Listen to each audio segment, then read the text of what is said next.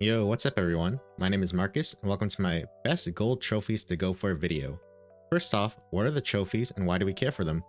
Well, you can see your achievements by going into the season hub, going down to the trophy icon, and clicking the various categories. You've probably been on this tab just by playing the game and randomly claiming some orbs along the way. But what's important about the gold trophies is actually the fact that it's the general wall standing between you and a higher title. You've seen this referenced as your armband color. Most people are around the blue armband, and some are currently grinding for the purple armband. The reason you care about this title is for the rewards from the season journey, which include costumes, Luno, and Rose Orbs. Now, I couldn't find an exact example of this in the game, but the literal information panel about titles also states that titles unlock exclusive emblems. If you aren't aware, emblems are the power system tied to this season.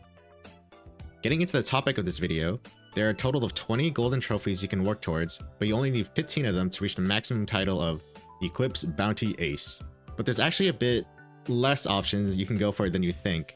Let's start with the pay-to-win trophies that are generally quite out of reach for most free-to-play players.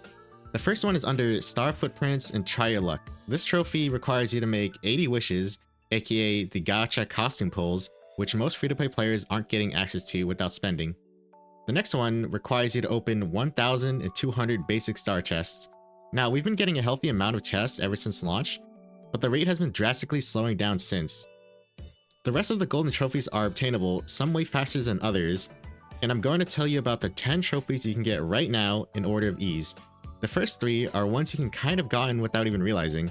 The first one is equipping 11, so every slot, with legendary gear and reforging it to 100 perfection.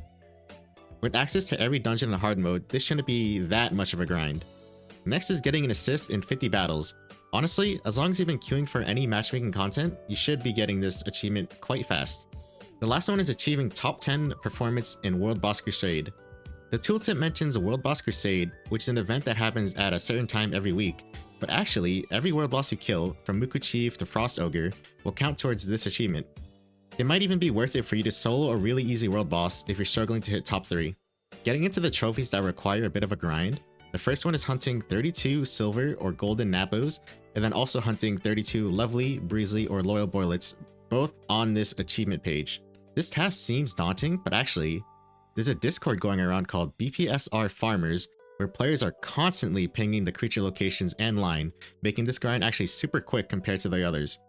All you gotta do is join the Discord, go to the channel called Rare Spawns, and wait for the latest map image plus line callout. You gotta be really fast though, these lines fill up within seconds. Piggybacking off these 2 trophies, you can actually grind out the 30k Astralead's Reputation trophy. It seems like a lot, but with each rare creature, such as the Boilet or Napo mentioned earlier, that will give you 50 rep per kill.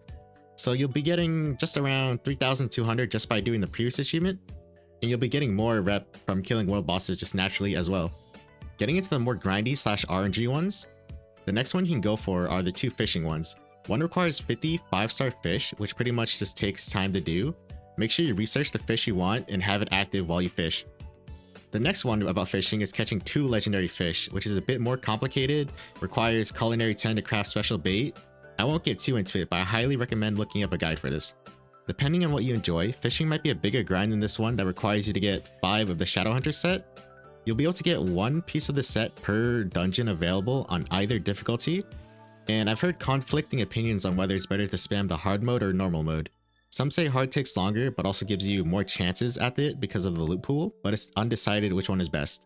Finally, the most weirdest and probably tedious grind you can do right now involves harvesting 10 black flowers. This is done through the homestead and requires you knowledge similar to having a PhD in flowers, and this one definitely requires a guide.